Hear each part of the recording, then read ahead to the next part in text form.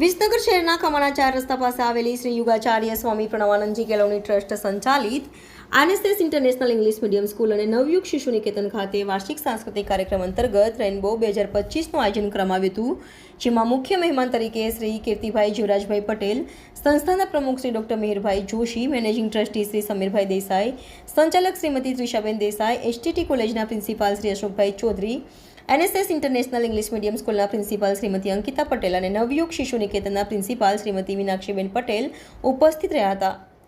આજના કાર્યક્રમનું સફળ સંચાલન સ્કૂલના વિદ્યાર્થીઓ દ્વારા કરવામાં આવ્યું હતું. ઉપસ્થિત મહેમાનોનો પરિચય અને સ્વાગત પ્રવચન સમીરભાઈ દેસાઈએ કર્યું હતું.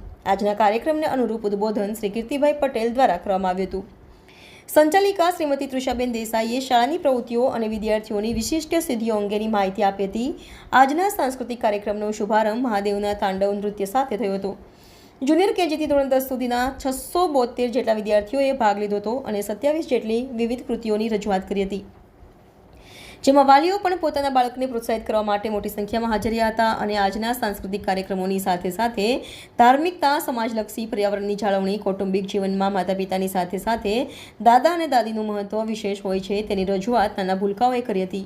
ભાઈ બહેનના સંબંધો અને ભણતરનું મહત્વ સમજાવ્યું હતું. ગણેશ વંદના અને રાધાકૃષ્ણનો અદ્ભુત ડાન્સ રજૂ કરીને બાળકોએ ઉપસ્થિત મહેમાનો અને મોટી સંખ્યામાં હાજર રહેલા વાલીઓને મંત્રમુગ્ધ કરી દીધા હતા.